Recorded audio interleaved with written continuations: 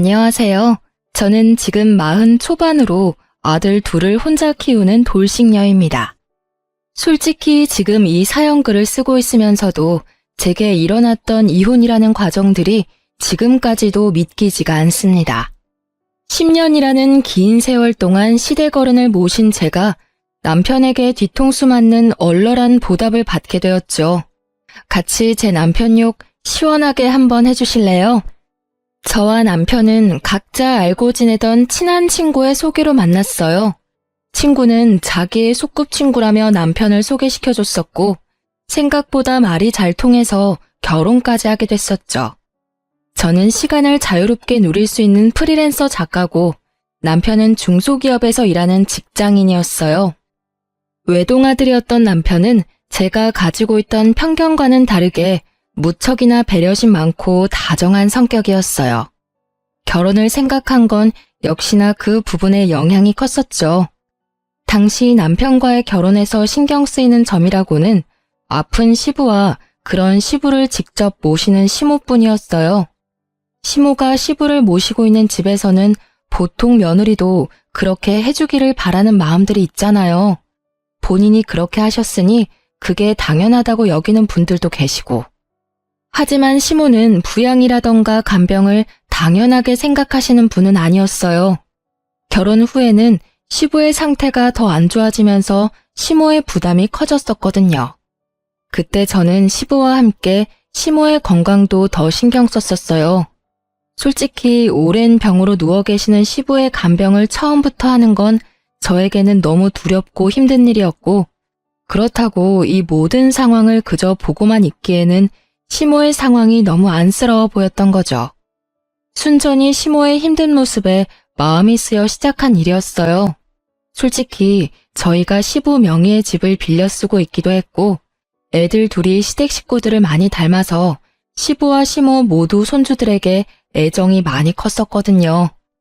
그런 애정을 받고도 그걸 못 본 채 할 수 있는 사람이 세상에 어디 있을까요?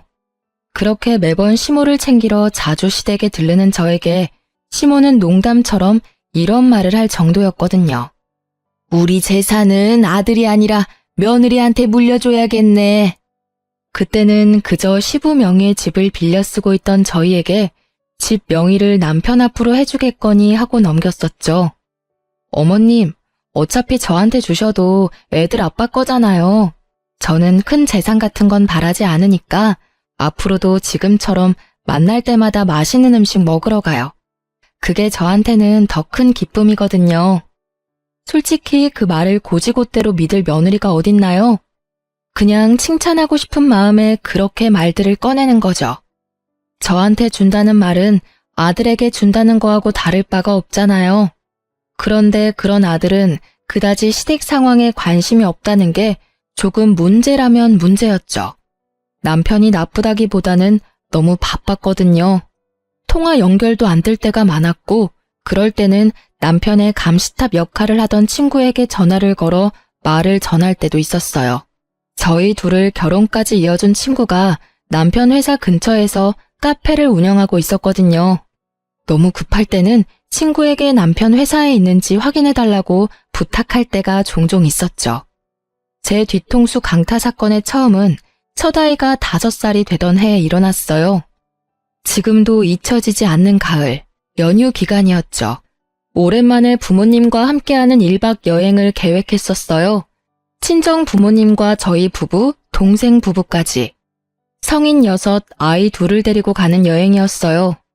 이미 숙소 예약과 관광지표를 끊어놓은 상태에서 갑자기 이틀 전 남편이 일이 많아져서 피곤한 상태라 가지 못할 것 같다고 미안한 얼굴로 운을 떼더라고요.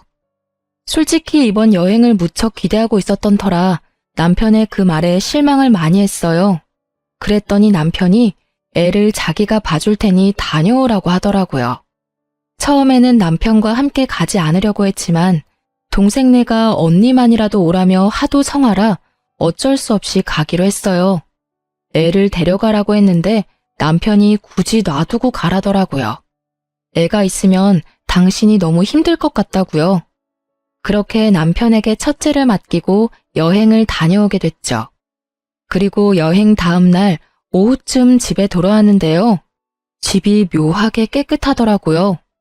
5살짜리 아들 때문에 항상 어수선한 집이었는데 처음에는 남편이 저 피곤할까봐 정리해준 거라고 생각했어요. 그런데 남편은 집안일에 크게 관심이 없는 남자였거든요. 애 보게 놔뒀더니 잘 보는구나 싶은 흐뭇한 마음으로 들고 갔던 짐을 정리하기 위해 안방으로 들어왔죠. 그런데 제 화장품 사이에 딱 하나 샘플 앰플이 있더라고요.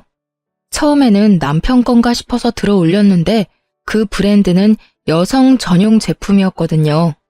게다가 지성 피부인 남편이 절대로 쓰지 않을 화장품이었기에 저는 설마 하며 남편의 외도를 처음으로 생각하게 됐어요. 그런데 아무리 봐도 남편이 바람을 피우는 느낌은 아닌 거예요. 저와 소원하거나 따로 자주 연락을 하거나 밖에서 전화를 받는 일도 없었고요. 무조건 전화는 있는 자리에서 받았었고 남편의 카드 내역으로도 모텔 같은 곳에 간 내역이 없었으니까요.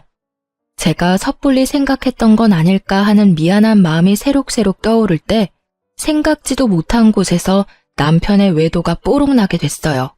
바로 아들의 입을 통해서요. 마지막 확인이라는 생각으로 아이에게 물었거든요. 아들, 혹시 엄마 여행 가 있는 동안 재밌는 일 없었어? 평소랑 다른 일 같은 거 말이야. 아빠가 맛있는 거 많이 시켜줬어. 그리고 밤에 어떤 아줌마가 왔었어.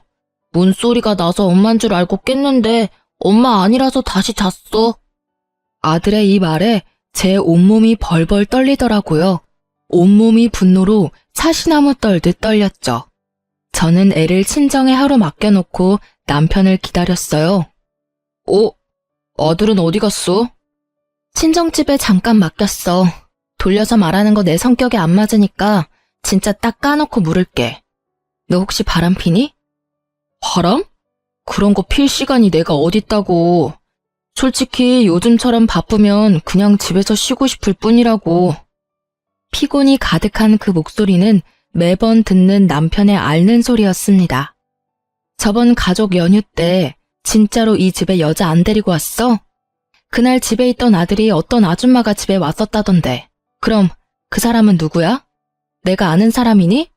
내가 아는 사람 중에 한밤중에 와이프 없는 유부남 집에 들어올 만큼 상식 없는 사람은 없는데? 애가 잘못 봤겠지. 잠결에 TV에 나온 걸 봤을 수도 있고. 설마 그 이야기를 진짜 믿는 건 아니지? 그래, 나도 5살짜리 어린애 말만 믿고 당신을 추궁할 수는 없지.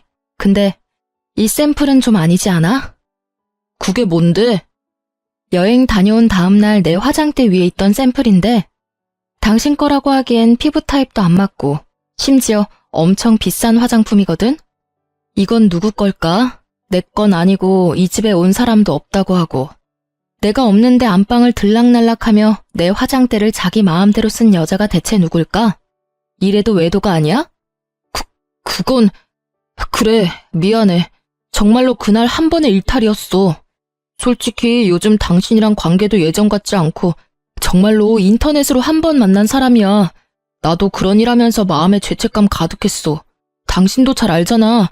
내가 얼마나 당신이랑 애한테 충실한지. 정말 한 번이 맞아? 지속적으로 연락하고 그런 사이 아니야? 절대로 아니야. 정말 단 한 번뿐이었고 당신도 알다시피 나만큼 집, 회사만 아는 남편도 없잖아. 그런 사람이 왜 바람을 핀 건데 당신 나랑 이혼하고 싶었던 거야? 말해봐. 당신이 원하면 내가 이혼해줄게. 여자 만나고 싶으면 이혼하고 만나라고. 여보, 나는 절대로 이혼 안 하고 싶어. 왜 내가 이혼을 해?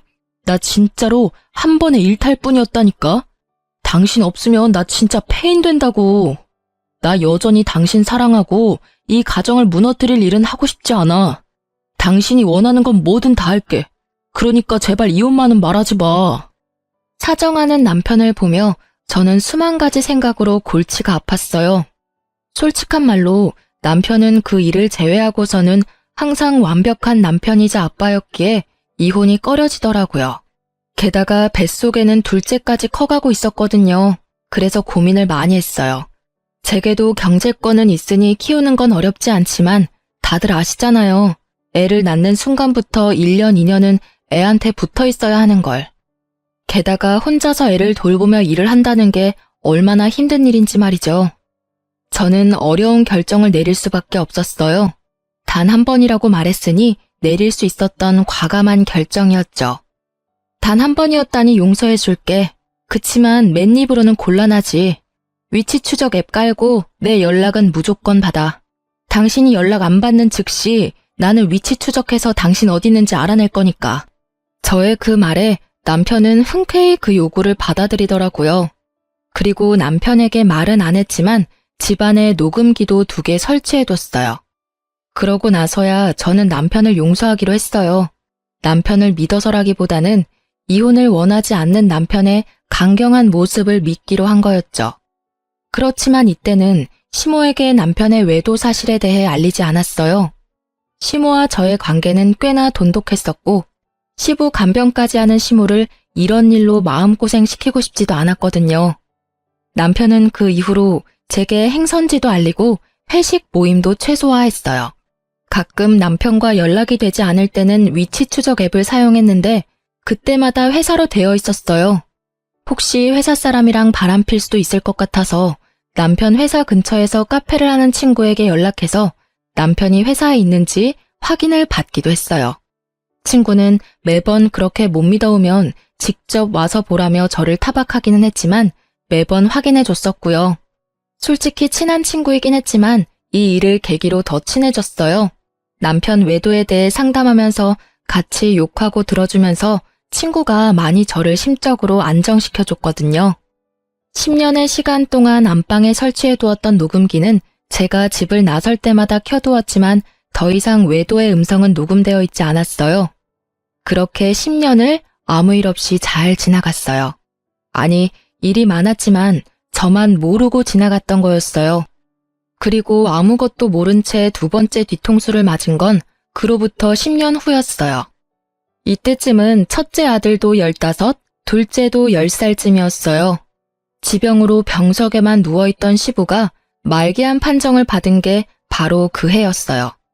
독한 약물과 쇠약해진 몸 상태를 알고 있던 시부는 연명치료를 거부하기에 이르렀고 병원에서는 요양병원을 말했지만 시모가 직접 집에서 간병을 하기로 했어요. 얼마 남지 않은 시간 가족과 보내고 싶다는 시부의 요구를 시모가 받아들였거든요.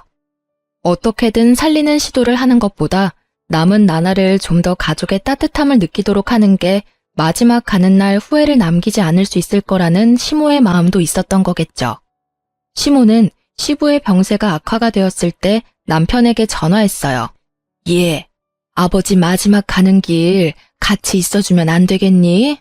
며느리가 주말마다 와서 같이 고생하는 건 알고 있고 너도 일하느라 힘든 건 잘 알지만 내가 보기에 너희 아버지 오늘 내일 할 것 같아.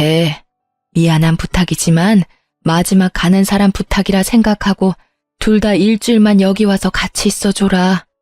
어머니, 휴가 때문에 연차를 너무 많이 써서 연차를 쓸 수가 없어요. 게다가 다음 주에는 중요한 미팅도 잡혀 있어서 지방까지 내려갔다 오려면 시간도 너무 오래 걸리고. 그러니? 에휴, 그럼. 어머니, 저 혼자 갈게요. 어차피 저야 일 당분간 안 받으면 되고 애들은 친정에 맡겨놓으면 되고요. 당신도 미팅 끝나면 시간 되면 바로 시댁으로 와. 혹시라도 당신 없을 때 아버님 임종이라도 있으면 당신도 마음 아플 거 아냐. 결국 그렇게 저는 남편을 보내고 일주일치 짐을 싸 시댁으로 들어갔습니다. 그렇게 며칠을 시부모님과 지내며 이야기를 도란도란 나눴죠. 가시는 길 후회 없으시도록 시부와도 이야기 많이 했고요.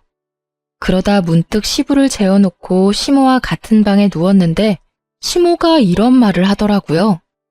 가는 길에 후회한 점 남기지 않았으면 하는 바람이다. 어떤 잘못을 했든 지금 말해주면 뭐든 용서해 줄 수 있겠지. 그 말에 제 머릿속에 떠오른 건 10년 전의 그 사건이었어요.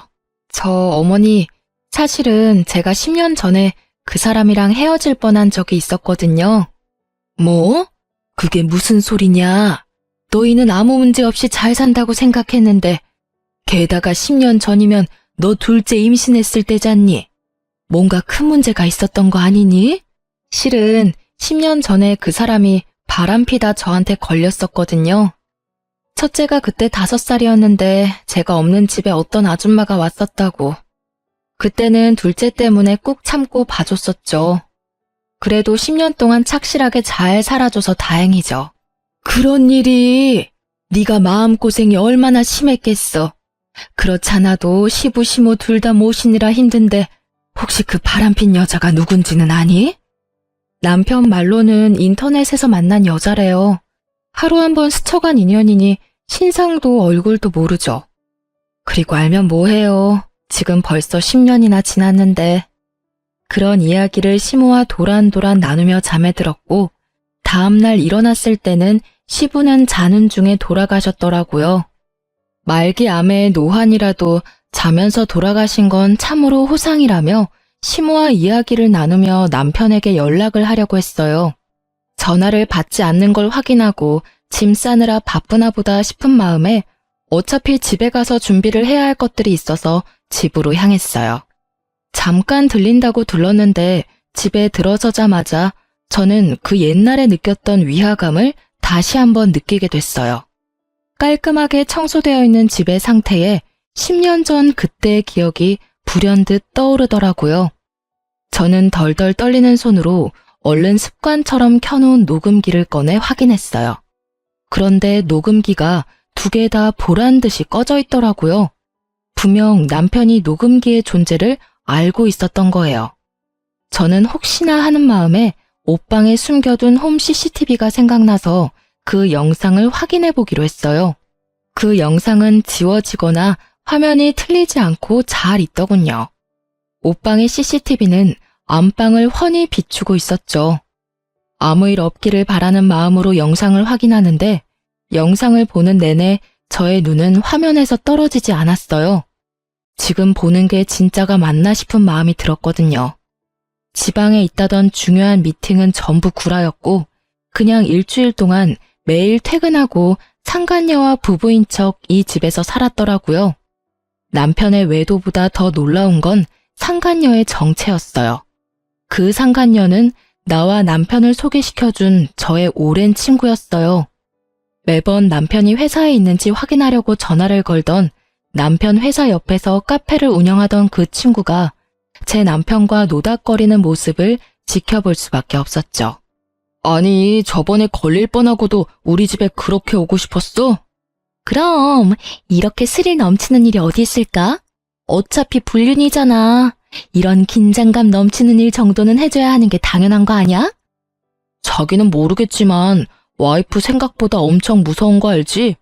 10년 전부터 지금까지 어디 나갈 때면 무조건 녹음기 틀어놓고 가. 그것도 2개나. 잘 알지?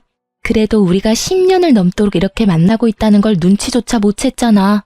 뭐 한번 걸릴 뻔하긴 했지만 그래도 여전히 너 안 보이면 나한테 전화하는 거 알아?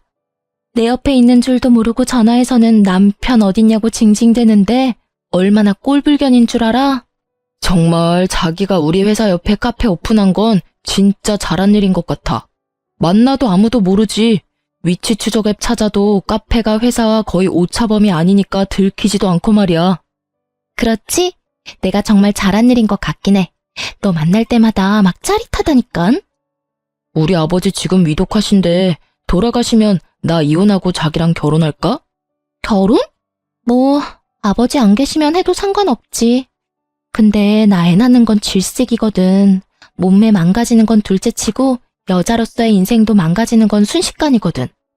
솔직히 책임질 일 없이 오로지 연애만 하는 이 관계가 나는 너무 좋아. 둘의 이야기를 듣고 있는데 머릿속이 완전 터질 것 같더라고요.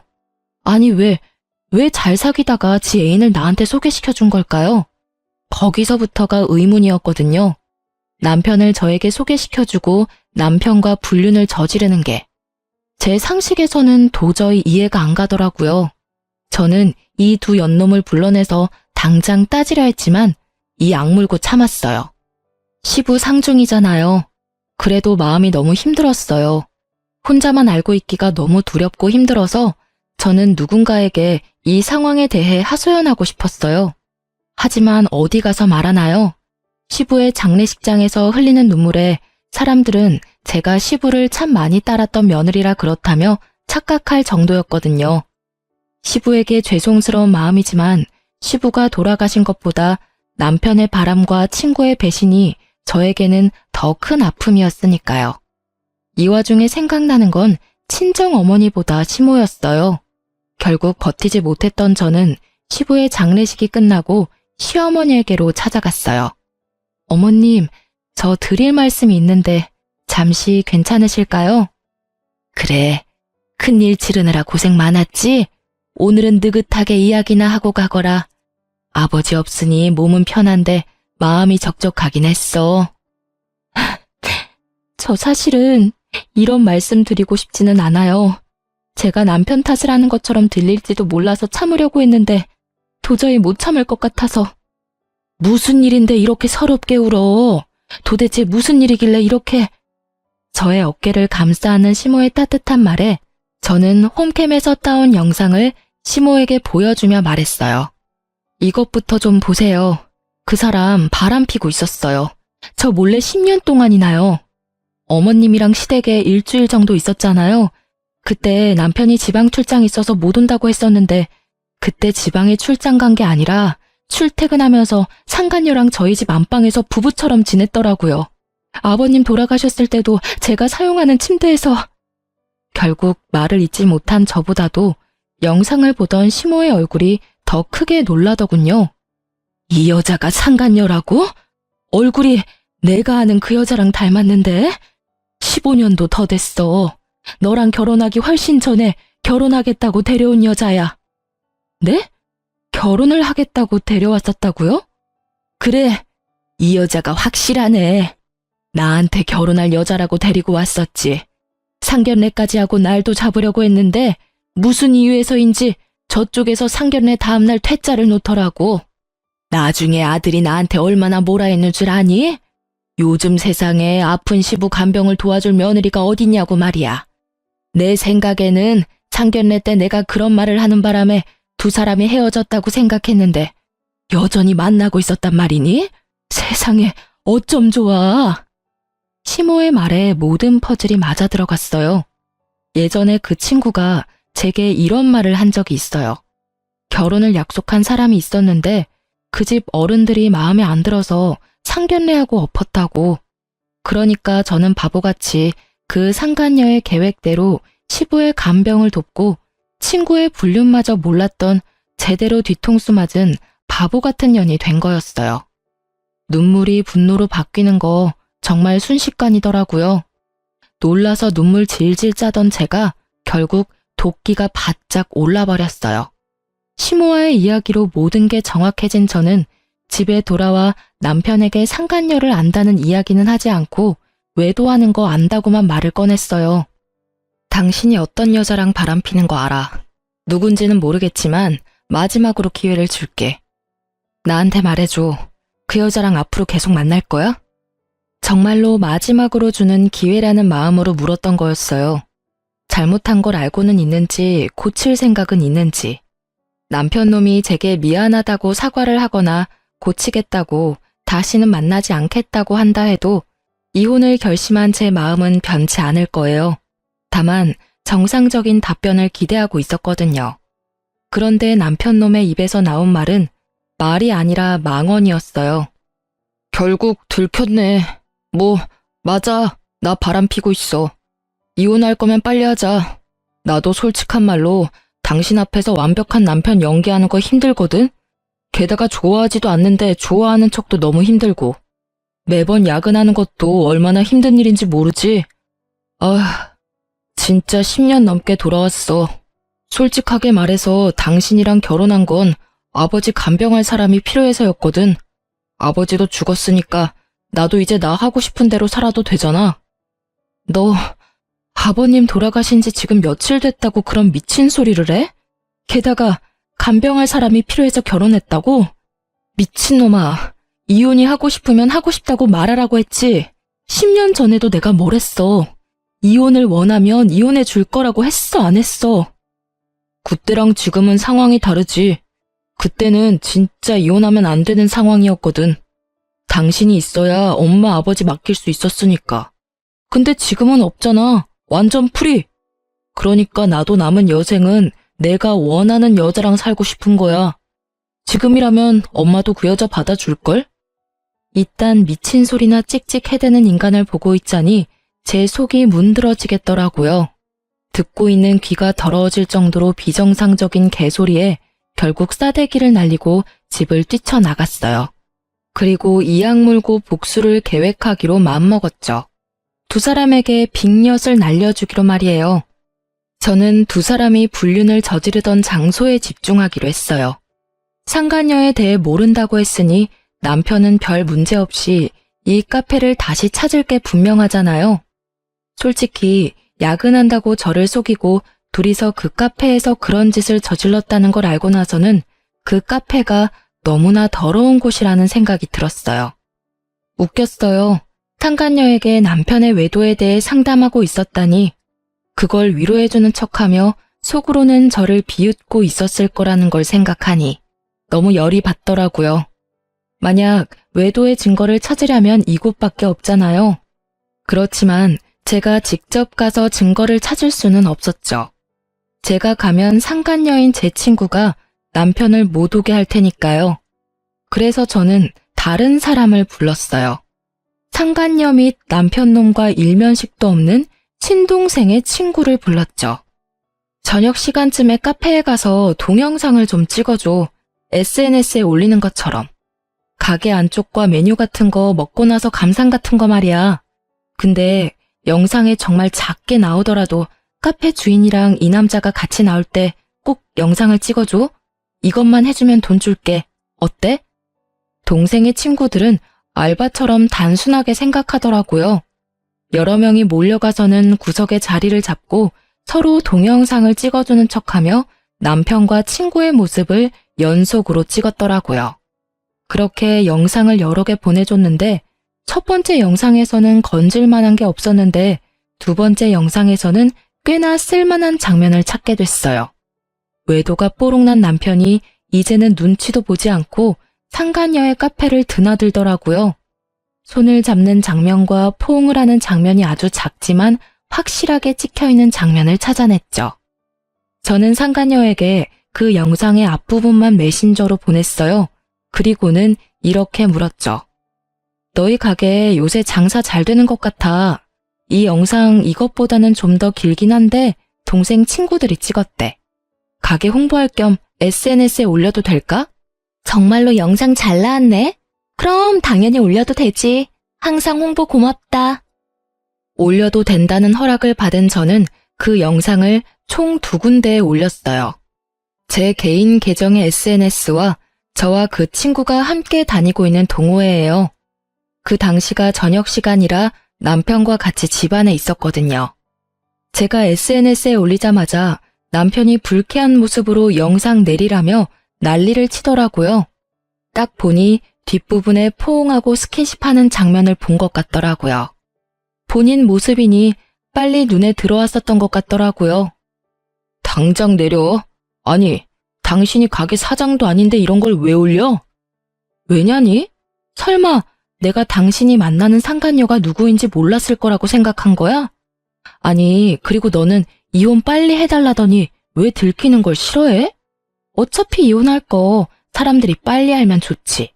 그래야 정리가 빨리 될 거 아냐. 그때 뭐라고 했었지? 상간녀랑 남은 여생을 함께하고 싶다고 했었나? 그만큼 좋아하고 불륜을 당당하게 여길 정도로 좋아했잖아. 그럼 빨리 결착을 보는 게 네 입장에서도 좋은 거 아니야? 잔뜩 빈정거림을 담은 제 말에 남편의 얼굴은 사색이 되더군요. 내가 모를 줄 알았나 봐? 그래, 언제부터 바람 폈어? 나 속이고 제일 친한 친구와 바람난 건? 언제긴 언제부터야. 얼마 안 됐지. 내가 알고 있는 거랑은 많이 다르네. 너 저번에는 10년 넘게 돌아왔다고 하지 않았나? 말이 왜 달라졌을까? 나 결혼 전부터 만나고 있었던 것도 알고 있어. 그러니까 더 이상 거짓말하지 마. 머리 모자란 거 티나잖아. 거짓말을 이렇게 못해서야. 저는 말도 안 되는 거짓말을 하는 남편에게 홈캠 영상을 보여줬어요. 남편의 얼굴이 새카맣게 되더라고요. 제 생각에 남편은 제가 상간녀의 정체를 모른다고 생각해서 상간녀 위자료 소송을 피하려고 했던 것 같아요. 보통은 상간녀 위자료를 불륜남이 내주니까요. 참 그런 잔머리까지 굴리는 걸 보니 역겨운 마음이 들더라고요. 남편 놈에게 따지려는 찰나 제 폰에 알람이 울리더라고요. 예전에 친구와 함께 들었던 동호회에 올린 영상에 달린 댓글이요. 실시간으로 울리는 알림을 보니 제가 생각했던 그대로 맞아 들어갔더라고요. 제가 댓글을 보며 웃고 있자 남편이 굉장히 불안한 얼굴로 묻더라고요. 당신 뭐 보고 웃는 거야? 누가 연락한 거야? 아, 연락? 별거 아냐. 나랑 걔랑 같이 다니던 동호회에도 영상 올렸거든. 근데 정말 재밌는 일이 일어났네. 어떡하지? 당신 상간녀가 당신 말고 4명이나 되는 남자랑 다리를 걸치고 있었다네. 서로 자기 여자친구라고 싸우고 있어서 웃었어. 남편 놈은 믿기지 않는 얼굴로 저를 보더니 제 손에 있던 폰을 빼앗아 확인하더라고요. 남편 놈의 얼굴이 일그러지고 입을 악물더라고요. 제가 얼마 전 느꼈던 그 감정을 남편이 느끼고 있을 거라 생각하니 마음이 솔직히 조금 편해졌어요. 확인이 됐어? 당신이랑 이 4명의 동호회 남자들 중에 도대체 누가 당신 상간녀의 진짜 사랑일까? 상간녀한테 당신이 진짜 사랑이긴 했을까? 그냥 욕망이었을 것 같은데? 남의 떡이 더 커 보여서 건드려 본 것 같은 느낌? 솔직히 아니라고 하기엔 나머지 남자들도 다 괜찮은 사람들이거든. 뭐 어쨌든 간에 이혼을 원한댔지? 당신이 그렇게 원하니까 해줄게. 부디 상간녀가 당신을 뽑아주길 바랄게. 당연히 나겠지. 이런 남자들 만나는 거 한 번도 본 적도 없고 내가 당신이랑 이혼하면 결혼해주겠다고도 했거든? 그래, 잘 됐네. 뭐 그쪽은 이제 더 이상 상관없는 일이고 나는 양육권의 친권은 물론 위자료까지 다 받을 거야. 재산 분할도 마찬가지인데다가 상간녀 위자료 소송도 할 거니까 알아서 해. 그렇게 말하는 도중에 제 개인톡으로 연락이 오더라고요. 영상을 본 저와 상간녀의 친구들이요. 모두들 영상 뒤에 봤냐며 너 괜찮냐는 걱정 문자들이었어요. 저는 친구들에게 하나하나 답해줬어요.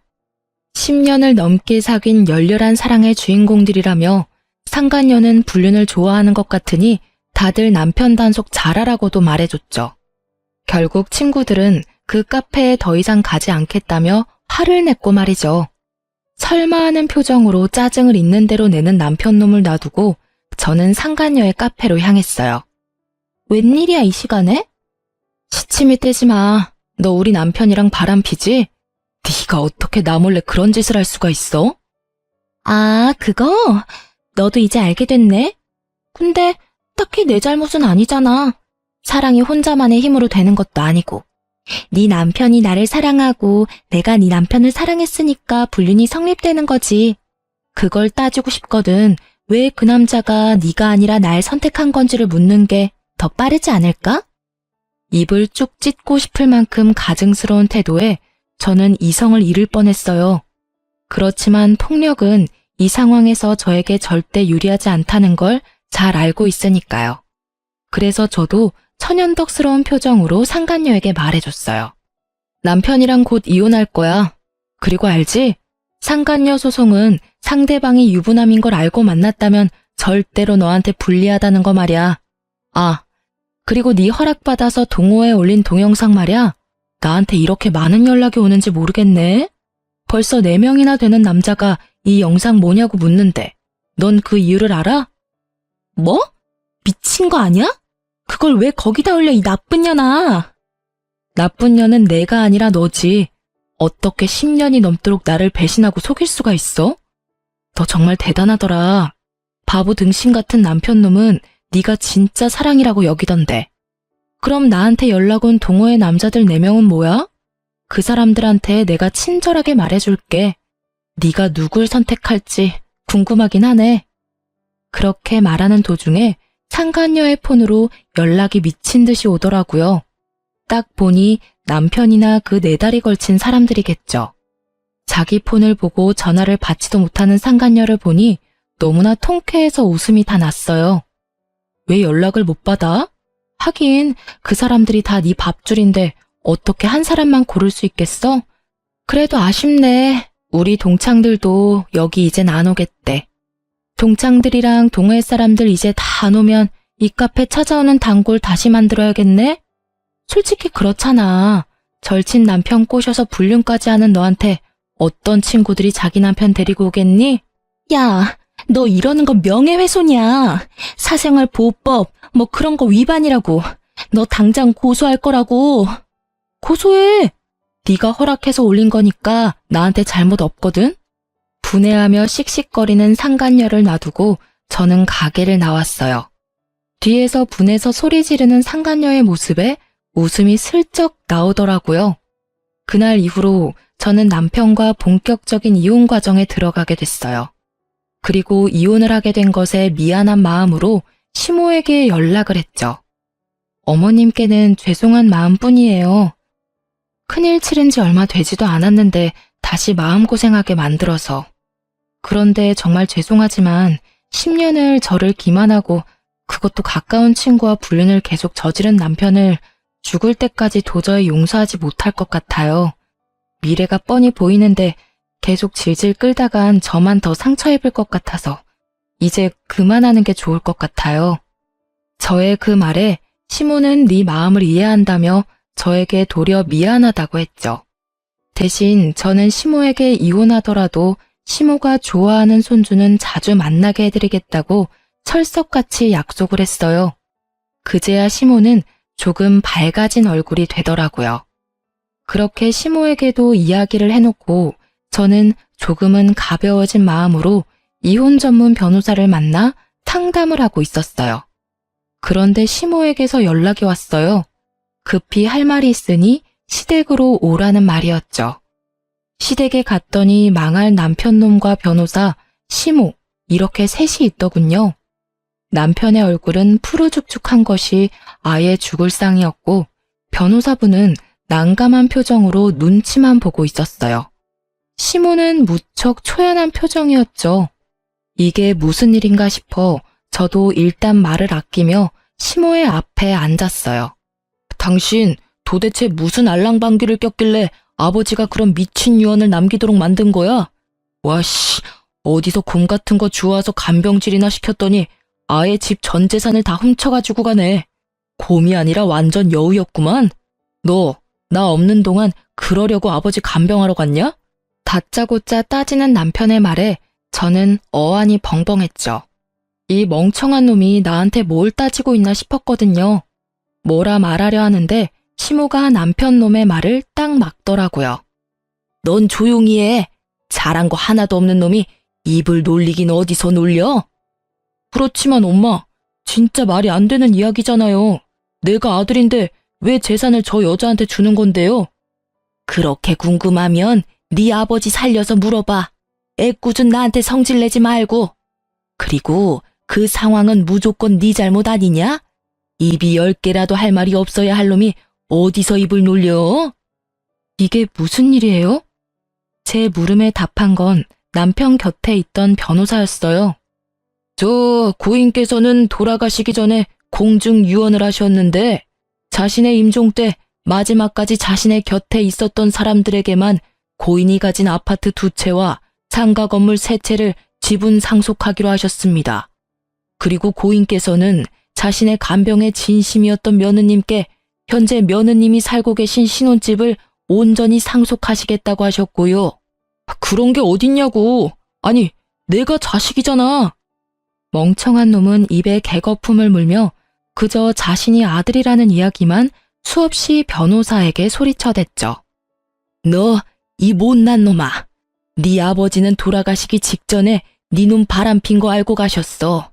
며느리가 그날 말해주지 않았다면 몰랐겠지. 그리고 네 아버지도 네가 설마 아버지 임종 때 상간녀와 바람피려고 거짓말한 나쁜 놈인 걸 알았겠니? 어떻게 이래? 하나밖에 없는 자식인데 네가. 상간녀의 눈이 멀어서 아버지 돌아가시는 날까지 그런 미친 짓을 하냐고. 그러고도 네가 인간이야? 내 배에서 나왔지만 짐승 새끼도 그런 짓은 안 한다. 결국 소리치던 시모의 눈에 눈물이 뚝뚝 흐르더라고요. 그렇지만 남편놈 눈에는 시모의 눈물 따위는 보이지 않더라고요. 그저 앞으로 재산을 어떻게 해야 하는지 그것만 계산하고 있더라고요. 그걸 보니 한심함에 한숨이 나오고 시모를 보니 딱함에 한숨이 또 나오더라고요. 저딴 놈 어머니로 두기엔 참 아까운 분이셨거든요. 막판에 저와 남편의 위치는 순식간에 뒤바뀌었어요. 집에 돌아온 저는 집에서 나갈 준비를 하지 않아도 되었어요. 당당하게 이 집에 있으면 될 일이었죠. 남편은 눈치를 보더니 그 다음날 상간녀를 집에 불렀어요. 아직 이혼 전인데 벌써 날 부르면 어떡해. 와이프가 보면 참 마음 아프겠네. 그렇게 말하는 상간녀를 보며 저는 미소 가득 담아 웃어줬어요. 둘이 할 말 많은 것 같은데 대화나 나눠. 난 빠져줄게. 네가 왜 나가? 아직까지는 너희 집이잖아. 너도 같이 들어. 무슨 말인지는 뻔하겠지만. 상간녀는 남편놈이 자기에게 프로포즈라도 할 거라고 생각한 듯 한껏 차려입고 왔더라고요. 야, 너 때문에 일 완전 꼬였어. 지금 우리 아버지 돌아가시면서 완전 똥 됐다고. 갑자기 그게 무슨 소리야? 너희 아버지 돌아가신 게 왜 나 때문인데? 너 설마 그런 이야기 하려고 나 부른 거니?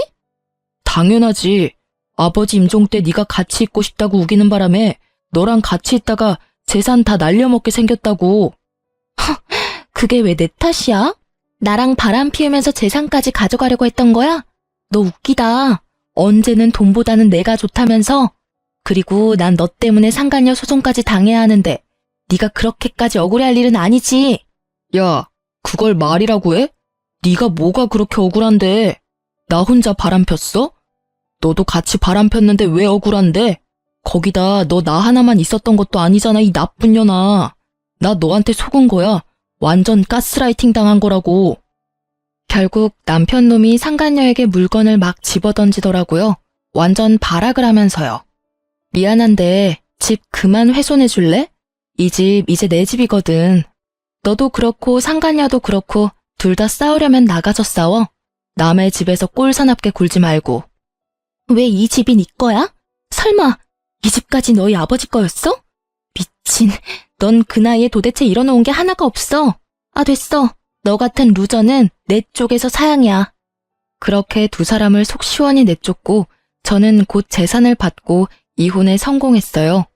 나중에 알아보니 두 사람의 끝은 정말 최악이었더라고요. 상간녀의 카페에 4명의 남자들이 찾아와 동시에 따지는 바람에 카페는 망했다고 해요. 그리고 상간녀는 카페 폐업과 상간녀 소송 때문에 손절했던 남편 회사로 찾아가서 난리쳤다고 해요. 결국 와이프 10년 넘게 속여가며 불륜 저지른 게 회사 내에도 알려져서 결국 회사에서는 권고사직을 권했다고 해요. 그렇게 퇴사하고는 다른 직장으로 재취업도 못했대요. 워낙 소문이 크게 나서 받아주는 곳이 없었다나 봐요. 그에 비하면 저는 두 아들과 잘 살고 있어요. 일단 집이 있고 위자료와 재산을 많이 받아서 남편이 없어도 크게 힘들지도 않고요. 웃기면서도 슬픈 건 두 아들이 전부 아빠를 찾지 않는다는 거예요. 아마 첫째는 이혼 당시에도 나이가 꽤 있었던 터라 이혼 과정을 다 보고 아빠에게 질린 듯 더 이상 아빠를 자기 부모로 생각하지 않겠다고 말하더라고요. 둘째는 이제 곧 중학교에 들어가는데 우연히 근처 아파트 공사 현장에서 막노동하는 아빠를 보기 싫어 마주치고도 못 본 척 뛰어왔다는 말을 제게 하더라고요. 울먹이는 걸 보니 마음이 너무 찢어질 듯 아팠어요. 어떻게 아빠라는 인간 하나 때문에 애들이 이런 아픈 마음을 안고 살아야 하나 싶은 마음에서요. 솔직히 저는 제 인생에 남자는 없다는 생각으로 두 아들만을 키우며 살고 있어요. 워낙 완벽한 남자를 연기했던 전 남편이었던지라 어떤 남자든 다 못 믿겠더라고요. 솔직히 이제는 연애에 마음을 쏟을 만큼 어리지도 않고요. 제가 이 글을 쓰고 다시 한번 쭉 읽어보는데 참 욕이 저절로 나오더라고요. 아직도 그날의 충격에서 헤어나오지 못했는 건지도 모르죠. 그래도 인과응보라고 지들이 저지른 짓의 벌을 제대로 받게 돼서 참 다행이라고 생각해요. 글 읽으며 고구마 먹은 것 같은 체한 기분을 느끼기도 하셨겠지만 결과적으로는 정말 속 시원히 해결돼서 통쾌한 기분이 드셨을 것 같아요. 제가 보면서도 그런 기분이 드니까요. 이렇게 글 읽으며 같이 욕하고 화내주시는 분들이 있으니 저도 마음 놓고 제 이혼 글을 올려봤어요. 읽어주신 분들 모두 감사합니다.